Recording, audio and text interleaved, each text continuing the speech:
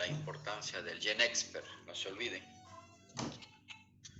Hoy vamos a continuar con este módulo y vamos a abordar el tema de las neumonías. En realidad se dice neumonías, no neumonía. ¿Por qué? Porque hay muchas causas. No es un solo microbio el que produce neumonía, sino varios tipos de microbios pueden producir neumonías.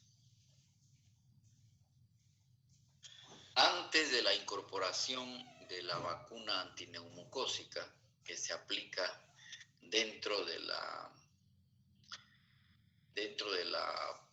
vacuna pentavalente, las dos principales causas de mortalidad en la población infantil eran las neumonías.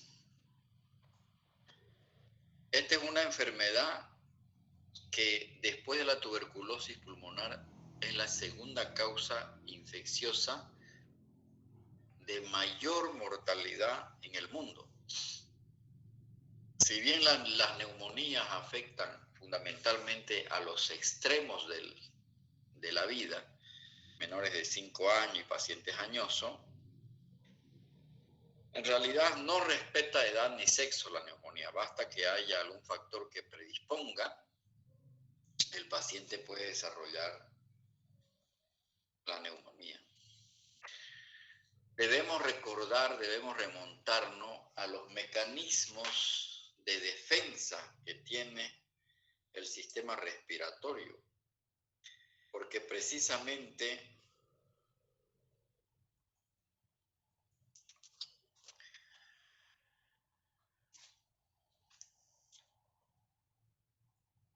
cuando un enfermo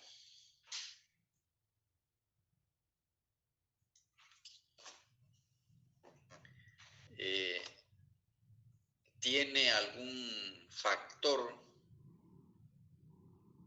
que está anulando estos mecanismos de defensa, está predispuesto a enfermarse de neumonías. Siempre hay que buscar un factor de riesgo.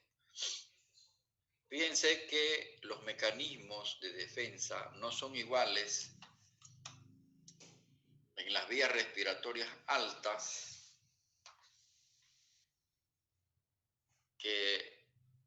y de las vías respiratorias bajas.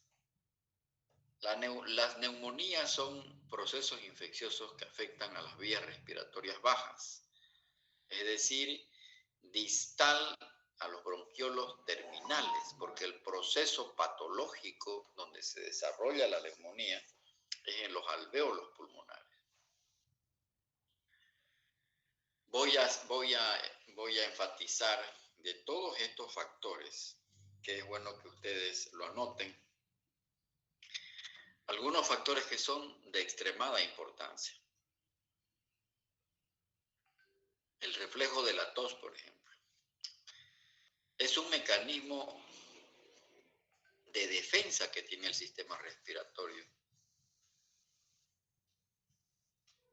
Y cuando uno empieza a analizar lo que ocurre en un enfermo que, por ejemplo, ha sufrido un accidente cerebrovascular y entra en coma, ese paciente tiene mucho riesgo de neumonía. ¿Por qué? Porque va a estar inhibido, va a estar anulado el reflejo de la tos, porque a través de la tos se expulsa, se expectora microbios que han podido ingresar a la vía respiratoria. Un paciente en coma también tiene riesgo de neumonía.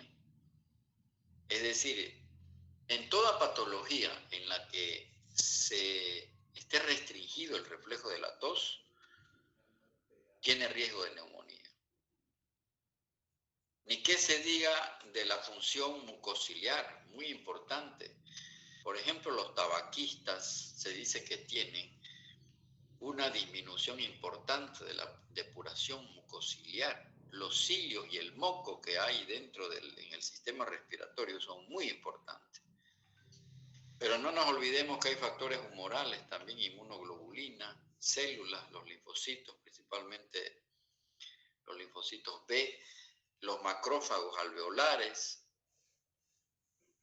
Hay una filtración nasofaringea también.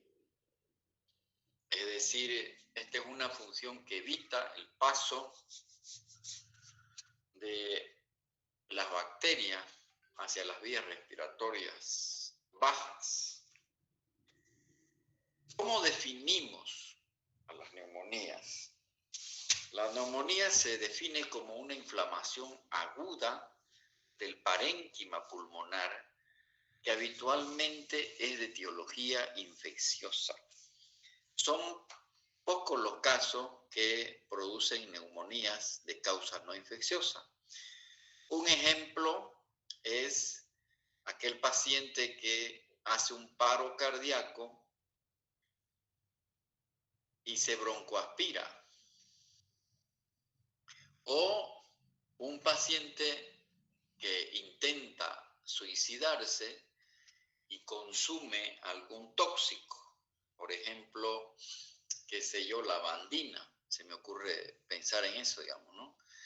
Entonces, en el paciente que está en paro cardíaco, obviamente no hay reflejo de la tos, entonces él va a aspirar todas esas secreciones, todo eso que había en la región nasofaringea y algún contenido del estómago. Entonces, en un principio se hablaba de las neumonitis, es decir, en la broncoaspiración el paciente puede hacer una neumonitis. Ese término ya se ha abandonado y lo que se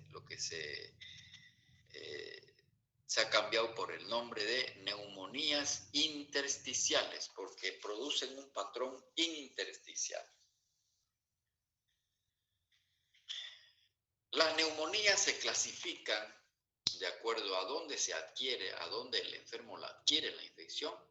Neumonías adquiridas en la comunidad, neumonías que se adquieren estando el paciente hospitalizado y neumonías que están asociadas al cuidado de la salud. Por ejemplo, esto se ve mucho en pacientes que están días en terapia intensiva, conectados a un ventilador, y por el estar conectados al ventilador con el tubo orotraqueal, están predispuestos a tener este tipo de infecciones. El diagnóstico de la neumonía, que lo vamos a ver luego, se plantea principalmente por la clínica y la radiología. Radiológicamente hay este término que es muy utilizado en la terminología radiológica, no se olviden este término, patrón se dice. ¿Qué patrón tiene la neumonía? Hay patrón alveolar, hay patrón intersticial y hay patrón bronconeumónico.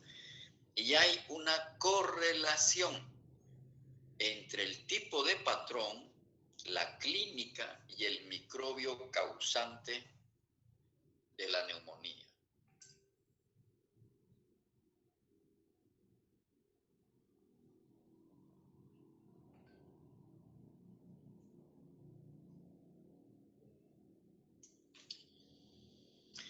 Fíjense que estas neumonías asociadas a la salud, por ejemplo, son aquellas que se producen residentes de hospitales geriátricos o los hogares.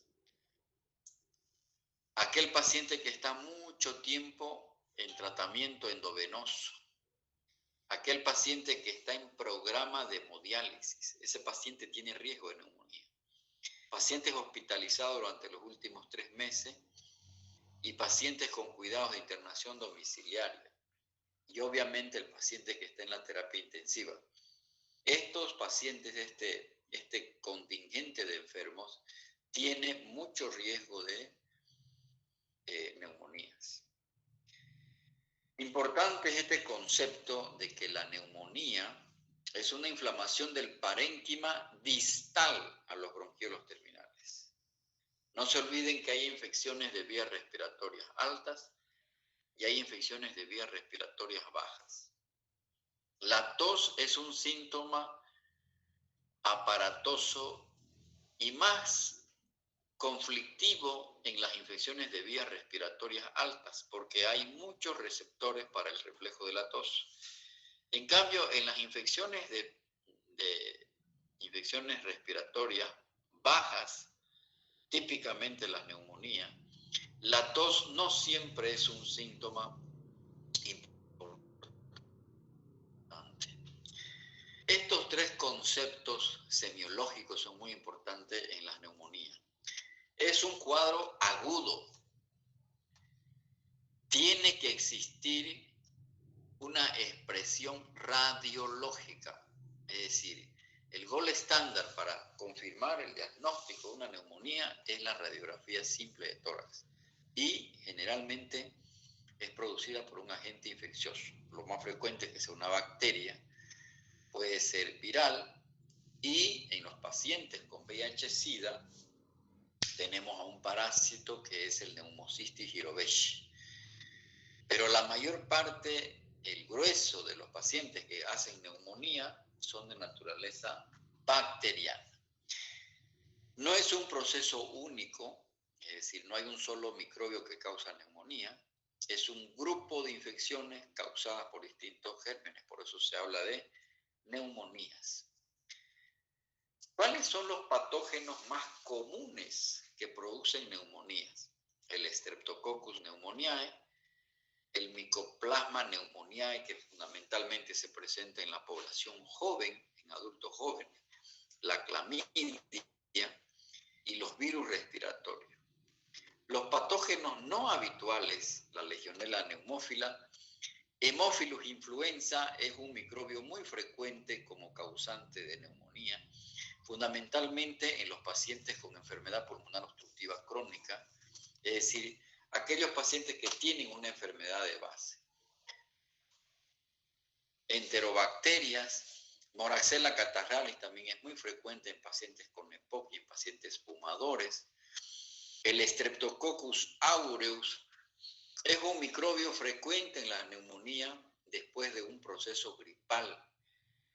En aquellas pandemias, en aquellas epidemias de gripe, cuando uno sospecha una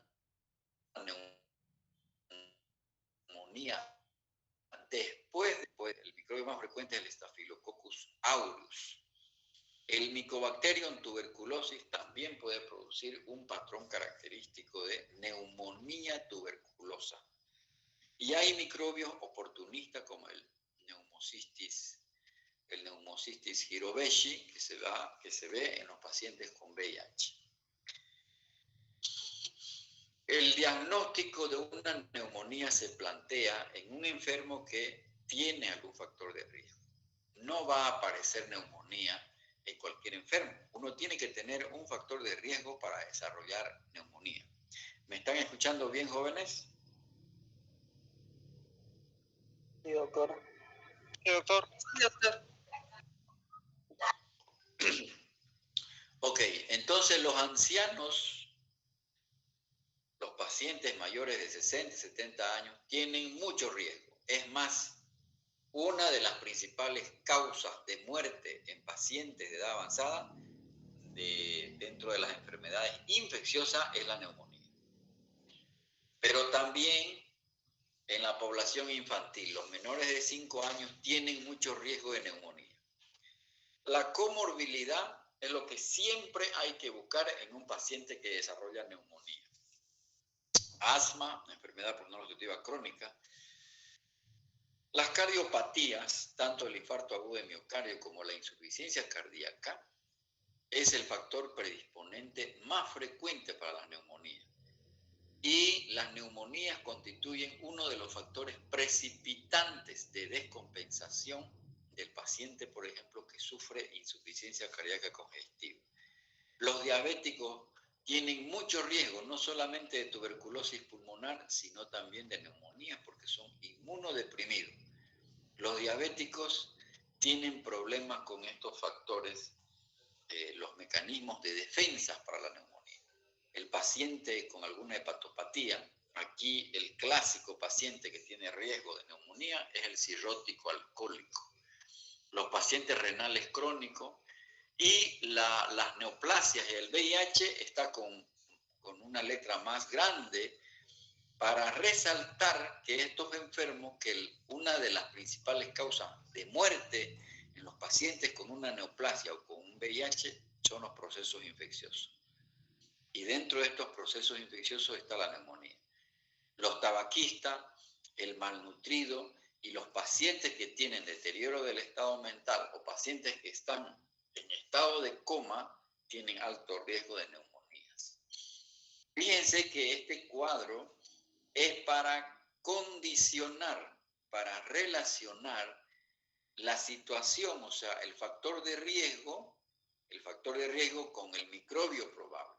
Si yo tengo un enfermo alcoholista, etilista crónico y desarrolla un proceso infeccioso, lo más frecuente es que se deba al Streptococcus pneumoniae, que es el microbio número 1 como generador de neumonías en todos los grupos etarios. En realidad, el microbio que ustedes tienen que ir a leer en el libro de bacteriología, porque para el tratamiento necesitan saber bacteriología de este microbio.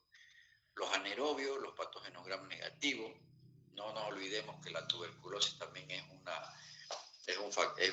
el Mycobacterium tuberculoso es un microbio que puede producir neumonía. En los pacientes con EPOC, fíjense, persiste el Streptococcus pneumoniae, pero aquí se agrega el Haemophilus influenza y la Moraxella catarral. Cuando hay disfunción esplénica, fíjense que igual es el Streptococcus pneumoniae. En cambio, cuando un paciente se broncoaspira, cuando está en un estado de coma, por ejemplo, un accidente cerebrovascular, o ha hecho un paro cardíaco y estaba con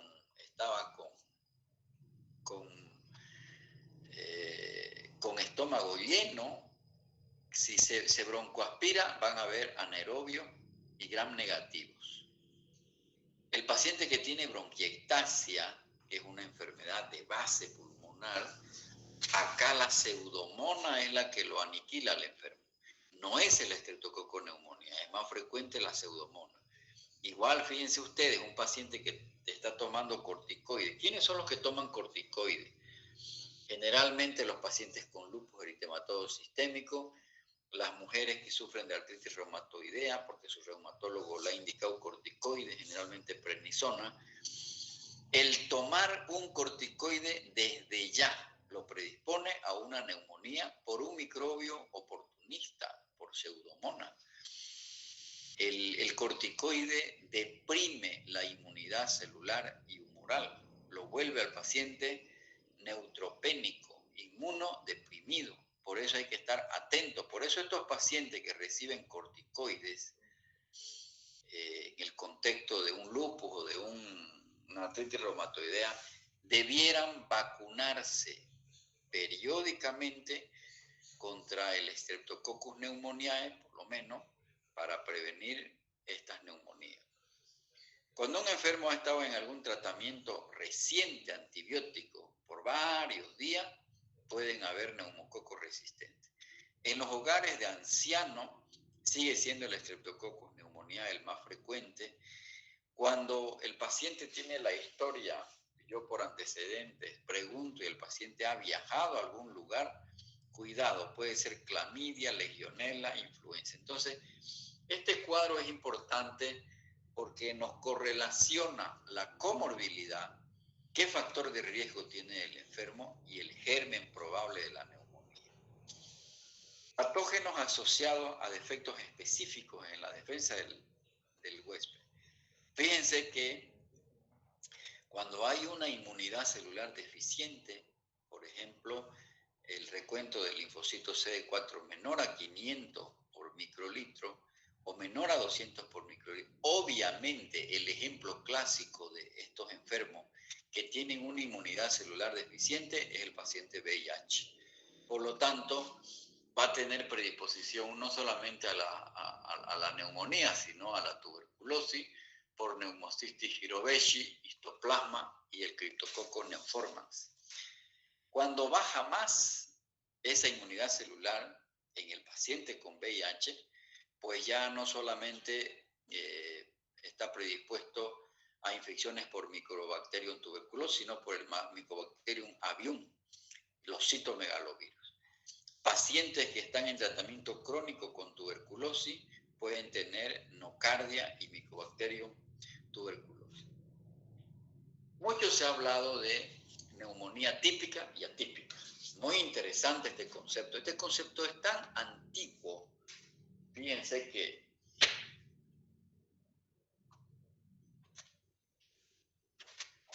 yo hace 50 años, cuando estaba en la universidad, ya nuestros docentes de neumología nos hablaban de neumonía típica y atípica. Típica era aquella que era producida fundamentalmente por el Streptococcus pneumoniae, que es un Diplococcus. Y las atípicas eran las que no eran producidas por el Streptococcus pneumoniae, podrían ser por otros microbios, y lo más frecuente es que sea vírica. ¿Por qué es importante esto? Porque la clínica es diferente, el patrón radiográfico es diferente y el tratamiento es diferente. La neumonía típica, aquella que es producida habitualmente por el Streptococcus pneumoniae, es de comienzo abrupto, se acompaña de tos, expectoración purulenta, fiebre, disnea, dolor pleurítico, hay una consolidación a la palpación, a la percusión, hay matidez, hay crépitos pulmonares y hay síntomas pulmonares específicos. En cambio, en la atípica, que es vírica, el comienzo no es súbito, es insidioso. Generalmente la tos es seca, acá es productiva. No hay dolor pleurítico, no se ve un proceso de consolidación. Interesante es que hay síntomas extrapulmonares. Por ejemplo, una de las causas más frecuentes de neumonía atípica es aquella producida por Mycoplasma pneumoniae y se ve en pacientes jóvenes que primero cursan un proceso gripal y luego se complican con neumonía. Radiográficamente hay un patrón de consolidación alveolar, acá no, hay un patrón intersticial. Por esa razón es que cuando yo voy y yo ausculto a un enfermo con neumonía atípica, a veces no ausculto nada. ¿Por qué? Porque el daño no es a nivel alveolar, sino a nivel intersticial. Si yo solicito exámenes de sangre, en la típica voy a encontrar leucocitosis con neutrofilia. Y aquí no siempre voy a encontrar leucocitosis, más bien voy a encontrar linfocitos arriba de 35% del recuento. Entonces, fíjense que esta otra diapositiva es para alertar los microbios más frecuentes de la neumonía que se adquiere en la comunidad. En el adulto joven, Mycoplasma pneumoniae y segundo neumococo. En el adulto, neumococo primero, Haemophilus influenza segundo. En el anciano, primero neumococo, después Haemophilus influenza. Factor determinante en cuanto a la frecuencia de aparición de la neumonía es el microbio. Hay aumento de neumococo resistente y de forma severa bacteriémica. Mayor frecuencia de infección por Haemophilus influenza en ancianos y no condiciona por sí mismo la hospitalización, pero aumenta el riesgo y la mortalidad. Es decir, es importante saber el microbio más frecuente de acuerdo al grupo etario. Cuando lleven ustedes pediatría, en quinto año, si no me equivoco, ahí el profesor de pediatría le va a decir cuáles son los microbios más frecuentes de neumonía en el niño. Nosotros estamos abordando neumonías en el adulto, ¿no es verdad?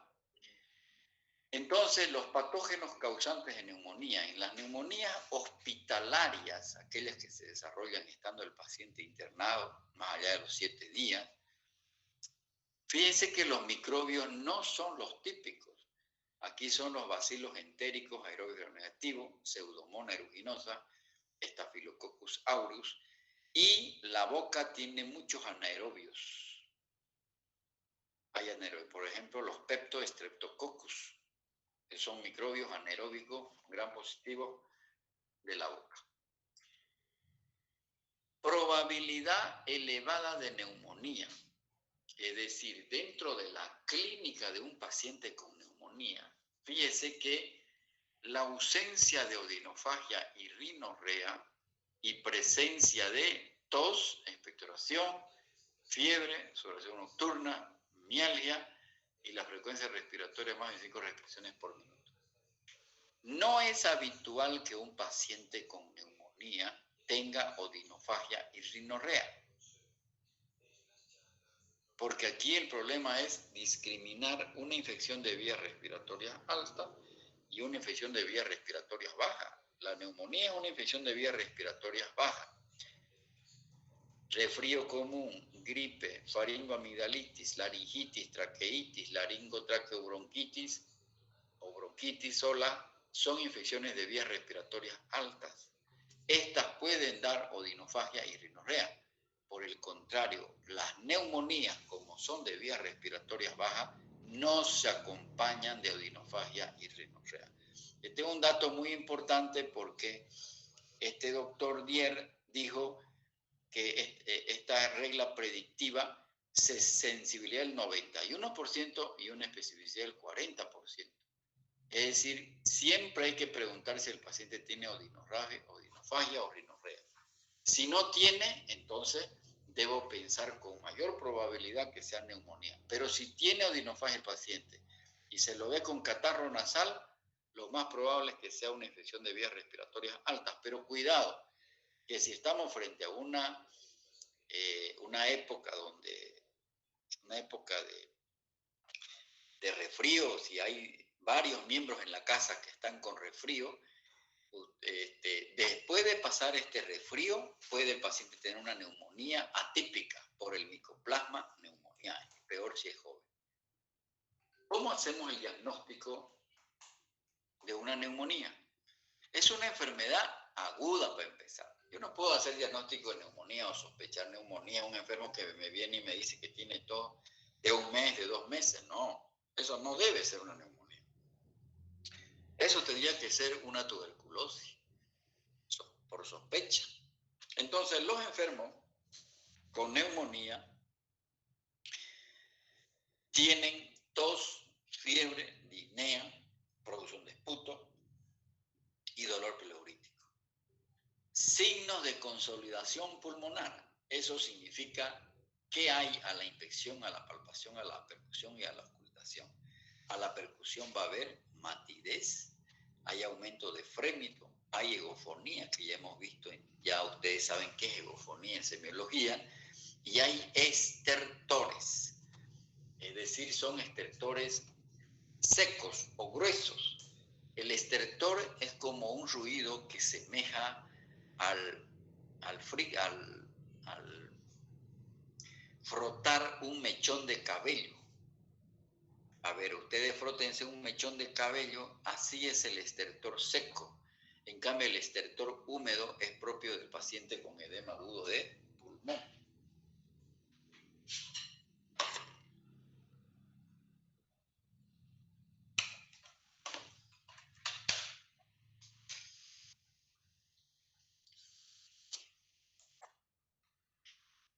Hay un diagnóstico sindrómico de neumonía. O sea, ¿cómo voy a plantear el diagnóstico de neumonía? Con la clínica, jóvenes.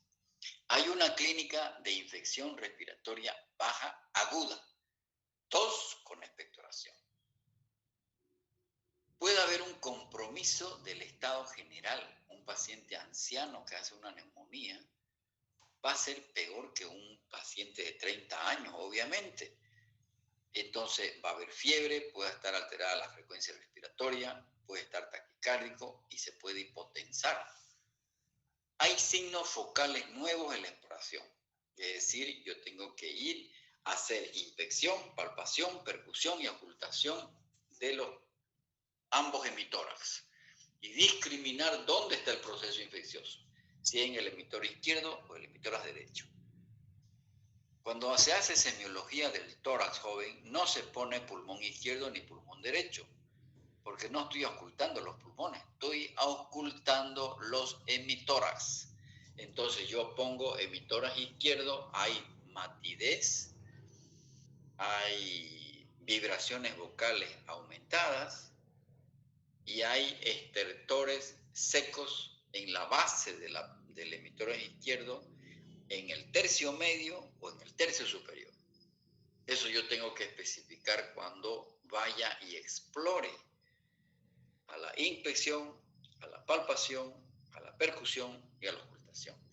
Y el diagnóstico sindrómico de neumonía se confirma con lo que uno ve en la radiografía. Entonces aquí van a ver fundamentalmente tres tipos de patrones radiológicos: el patrón alveolar, el patrón intersticial y el patrón bronconeumónico. Y créanme que hay patrones radiológicos que inclusive nos orientan al tipo de microbio. Cuando ustedes hagan su internado en el Alfonso Gumucio Reyes, ahí van a ver muchos pacientes con neumonía y van a ver esos patrones radiológicos que yo también les voy a mostrar. Entonces, ¿cómo valoro el diagnóstico de la neumonía? Es un paciente que tiene fiebre brusca, mayor de 38.5, es de aparición brusca. Habitualmente tiene dolor pleural porque casi siempre la pleura se inflama por continuidad al proceso neumónico. A la ocultación van a haber crepitantes, puede hipoventilar ese emitórax y puede haber soplo tubárico. Casi siempre yo voy a encontrar leucocitosis mayor a 12.000 con neutrofilia, y en la radiografía de tórax tengo que buscar una consolidación radiológica, un patrón de consolidación. Diagnóstico diferencial entre la neumonía típica y la atípica. En la NAC típica, más de 3 de estos criterios. En la NAC atípica, 0 criterios. Y en la NAC indeterminada, 1 a 2 criterios. Es importante discriminar si la neumonía es típica o es atípica, dentro de esto que se llama la neumonía adquirida en la comunidad. Porque la neumonía intrahospitalaria no califica en típica o atípica. Ahí la neumonía intrahospitalaria habitualmente es por gérmenes gram negativos. Entonces, jóvenes, yo los invito a que ustedes vayan, porque esta clase de neumonía la vamos a partir en 2 partes. Yo los invito a que ustedes vayan y revisen todos estos microbios. Yo voy a preguntar, y en el examen voy a preguntar de estos, porque ¿cómo van a tratar a un paciente con neumonía si no lo conocen al enemigo? Es como para tratar tuberculosis, tienen que conocerlo a ese enemigo mortal que es el bacilo de Koch. Entonces, tienen que ir a leer todas las características bacteriológicas del Streptococcus pneumoniae, Haemophilus influenza, Moraxella catarrhalis, luego ¿cómo se llama? Las enterobacterias, la pseudomonas me la tienen que leer, por favor. La presentación clínica de un paciente con neumonía tiene síntomas y tiene signos del enfermo. Los síntomas que tiene el enfermo va a ser tos, producción de esputo, dolor torácico y disnea. ¿Qué signos yo debo ir a buscar? Fíjense, fiebre, taquimia, taquicárdica, puede haber un compromiso de conciencia cuando la neumonía es bastante severa, o sobre todo en pacientes ancianos. Signos de condensación, inspección, palpación, percusión, ocultación. Puede estar el paciente cianótico y debo buscar manifestaciones extrapulmonares, sobre todo en los pacientes con neumonía atípica. Radiográficamente, fíjense que las neumonías pueden presentarse con 3 tipos de patrones radiológicos: alveolar, intersticial y bronconeumónico. ¿Qué tipo de neumonía ustedes creen que produce el COVID-19?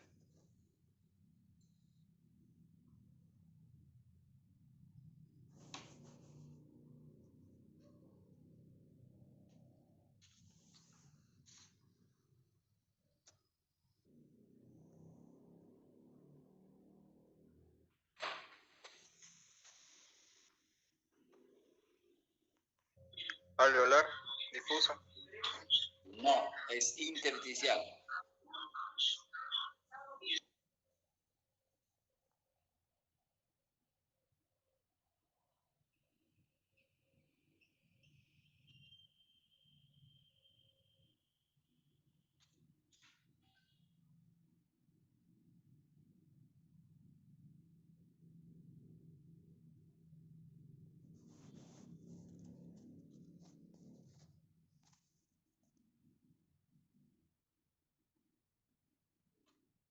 Intersticial, jóvenes. Lo más frecuente de la neumonía por COVID-19 es de tipo intersticial. Es decir, cuando usted vaya oculta los pulmones de un paciente cuando sospecha de una neumonía intersticial, no encuentra nada en la ocultación. ¿Por qué? Porque el daño es a nivel del intersticio, no es a nivel alveolar.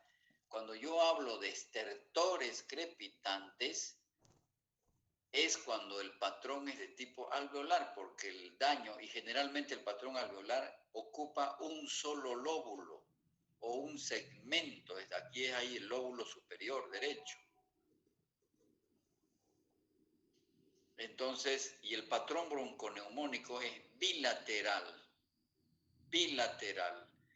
Una bronconeumonía significa, este es un término más anatomopatológico que clínico, quiere decir que hay un compromiso no solo de los alvéolos, como en el patrón alveolar, sino de los bronquiolos terminales, y habitualmente el germen llega por diseminación hematógena. No es como en el patrón alveolar, que es por broncoaspiración, es decir, por un aspirado del contenido nasofaríngeo. Porque ¿cómo llega el microbio a las vías respiratorias? Generalmente por aspiración de secreciones de la propia región nasofaríngea, o por inhalación de aire contaminado. Pero lo más frecuente es por propia aspiración de las propias bacterias que tiene ahí el individuo. ¿Ok? Fíjense este caso.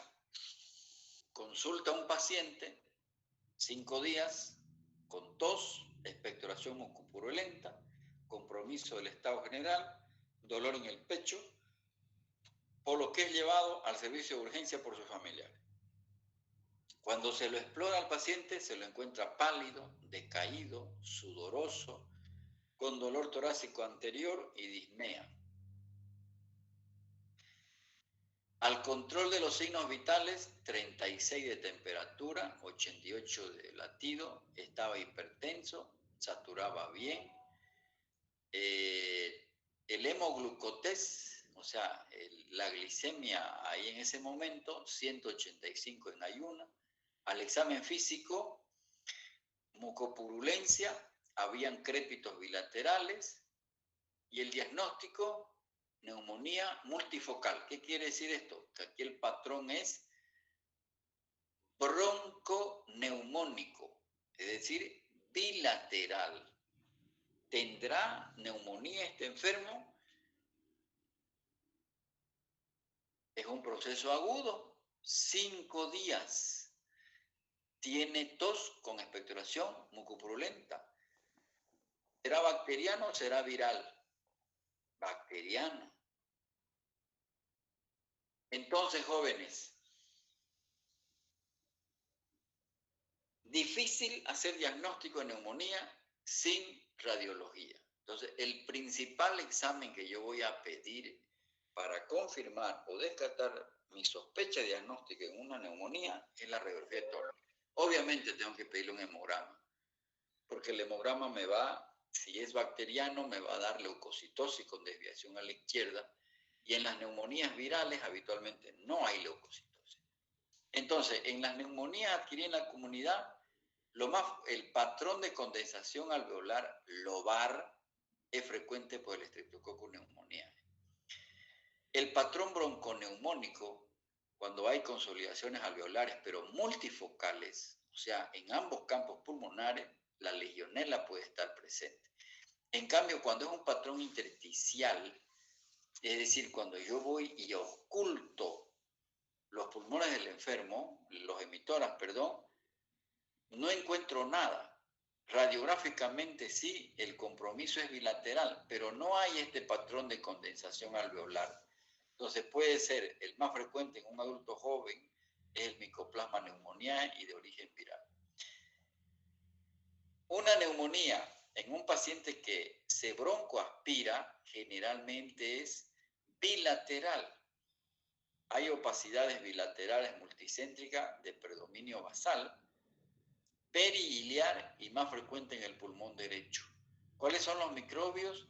No son los comunes. Cocos gram positivo, bacilos gram negativo y anaerobio. Esto es fundamental, jóvenes, el mecanismo por el cual está haciendo neumonía. Si usted le administra una penicilina a una neumonía por aspiración, se le va a reír el microbio, porque no es el Streptococcus pneumoniae. Aquí hay una mezcla de anaerobios y aerobios, pero hay también bacilos gram negativo. ¿Qué sucede con la neumonía en el paciente con VIH? Aumenta el riesgo hasta 30 veces. 80% de los casos con CD4 menor a 400. Es decir, cuando los linfocitos CD4 están menos de 400, hay un 80% de probabilidad que el paciente VIH haga neumonía. La terapia antirretroviral no parece disminuir la incidencia. Lo más frecuente del proceso infeccioso son de origen bacteriano. Fíjese que aumenta por 7 veces el riesgo de tener una neumonía neumocócica y aumenta el riesgo de que esa neumonía sea grave, con sepsis. Por esa razón, a los pacientes con VIH hay que vacunarlo contra las neumonías. Entonces, lo más frecuente es que sea de origen bacteriano y es el neumococo. 50% produce infiltrados pulmonares y el segundo microbio es la Haemophilus influenza. Luego el Pneumocystis jirovecii y finalmente el Mycobacterium tuberculosis. Fíjense que acá hay una imagen de opacidad homogénea en la base pulmonar izquierda. Si este paciente viene con historia de un cuadro agudo, con fiebre, con tos y expectoración, que le falte el aire, lo más probable es que sea una tuberculosis. Perdón, una neumonía. Lo más probable, porque es un cuadro agudo. ¿Por qué no debo pensar en tuberculosis? Porque lo habitual es que el Mycobacterium tuberculosis afecte a los lóbulos superiores, donde ahí hay más oxígeno, y acá no. ¿Qué va a tener este paciente en exploración semiológica? A la palpación va a haber vibraciones vocales aumentadas, a la percusión va a haber matidez y a la ocultación van a haber estertores secos. Entonces, eso es un síndrome de condensación y lo más probable es que se deba a una neumonía.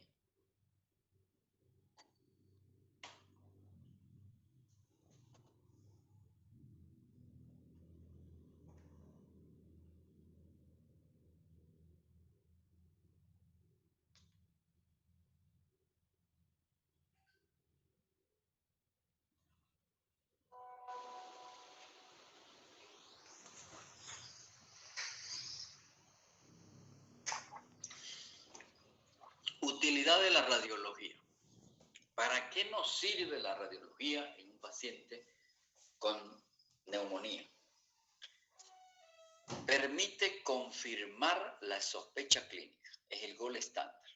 Nos sugiere el microbio causante, nos orienta qué tipo de microbio es el que está causando la neumonía y eso es muy importante para que yo dirija mi tratamiento. Me establece la localización, la extensión. No es lo mismo que sea lobar a que sea de ambos campos pulmonares. Y también me permite saber si hay alguna complicación. La complicación más frecuente de una neumonía es el derrame pleural. Orienta en diagnósticos diferenciales. Porque si un paciente tiene fiebre, tiene disnea, dolor torácico, puede ser un tromboembolismo pulmonar. Entonces me va a permitir hacer diagnóstico diferencial. ¿Cuál es la desventaja de la radiología? La resolución es tardía. El 50% de esos cambios radiológicos recién desaparecen a las 2 semanas y vuelve a la normalidad al mes y medio. Entonces, no sirve para hacer una evolución a corto plazo. No es necesario que yo esté pidiéndole a los 2 días o a los 3 días una radiografía a un paciente con neumonía. porque no va a cambiar la radiología. La evolución es eminentemente clínica, es a la cabecera del enfermo. Preguntarle al enfermo y examinar, hacer inspección, palpación, percusión, auscultación. Entonces, la radiografía de tórax me va a mostrar opacificación con broncograma aéreo. Ya les voy a mostrar qué es broncograma aéreo. Esto es característico de las neumonías lobares. Pueden haber infiltrados, que es el patrón alveolar, intersticial y broncopulmonar, que hemos dicho, ¿no es verdad? Los tres patrones radiológicos. Fíjense, este es un patrón de una neumonía por Chlamydia pneumoniae. No es un microbio típico. Fíjense que el problema es bilateral. Ambos campos pulmonares están afectados. Respeta los lóbulos superiores, más es los lóbulos medios, la parte basal. Infiltrados intersticiales bilaterales en los 2/3 inferiores de ambos campos. En cambio, la neumonía típica que es lobar, fíjese, este es un bloque. Esta es una imagen de condensación del lóbulo superior derecho. Entonces aquí el microbio lo más probable es Streptococcus pneumoniae. Fíjense la importancia de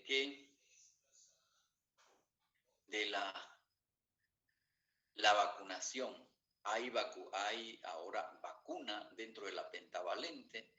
Está la vacuna contra este microbio, el Haemophilus influenza tipo B. Este microbio era el causante de las neumonías y de las meningitis que los mataba a los niños. Entonces, hay vacuna también contra el Streptococcus pneumoniae, ¿verdad? Entonces, el síndrome de condensación quiere decir que hay aire en los alvéolos, que este aire de los alvéolos, es reemplazado por líquido o por célula.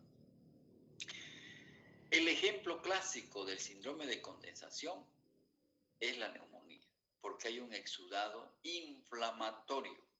Es decir, este exudado inflamatorio reemplaza al aire de los alvéolos. Pero fíjense también que el síndrome de condensación yo puedo encontrar en la hemoptisis o en el cáncer, porque esos alvéolos pueden estar ocupados por sangre, por líquido o por células neoplásicas o por un exudado inflamatorio. Pero la causa más frecuente de síndrome de condensación sigue siendo la neumonía. Este es un característico patrón alveolar. Aquí hay una imagen de opacidad homogénea que está borrando, que está ocupando el vértice, o sea, la base del pulmón, del pulmón izquierdo. Entonces, aquí, fíjense, esta es una imagen ilustrativa, es un bloque, una imagen de condensación.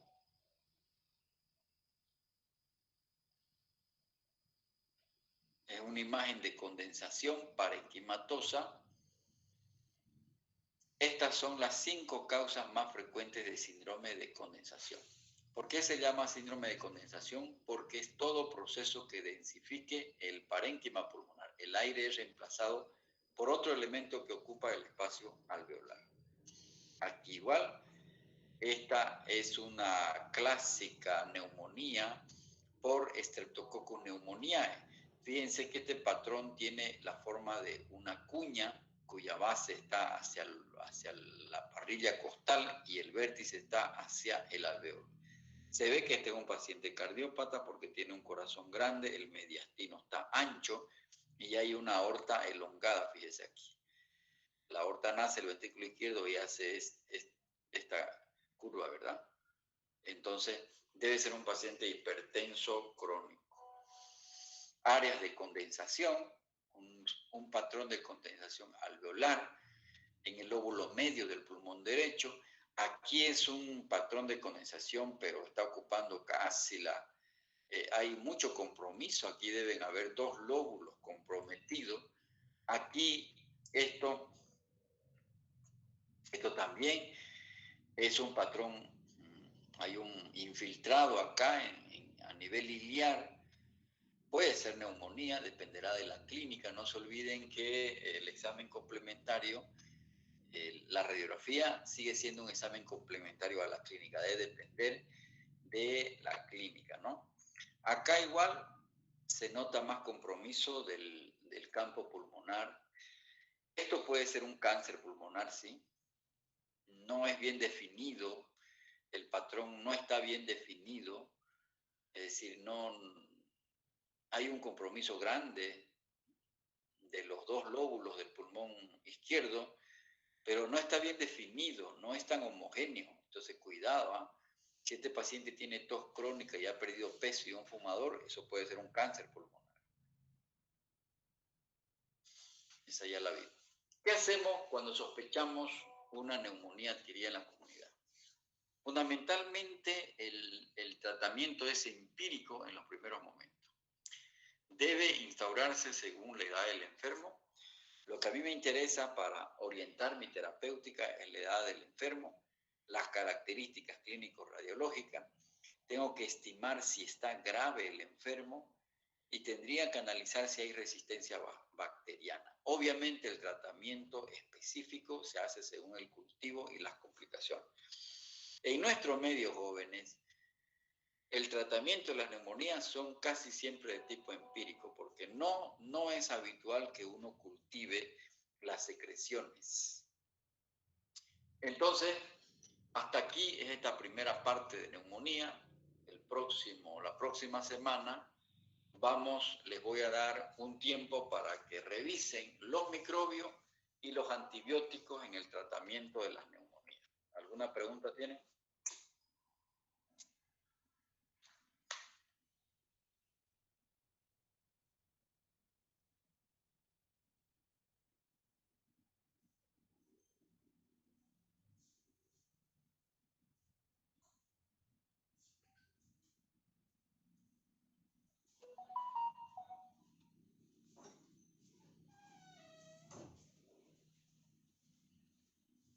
Doctor, en neumonía por COVID siempre vamos a pillar detectores alveolares, lóbulo superior derecho afectado y el patrón bronconeumónico bilateral, ¿no? ¿Cómo? En neumonía por COVID. Sí. Se encuentra detectores alveolares, lóbulo superior derecho y ¿qué patrón es el bronconeumónico? El intersticial, lo más frecuente es el patrón intersticial en el COVID, en la COVID-19. Ese, doctor.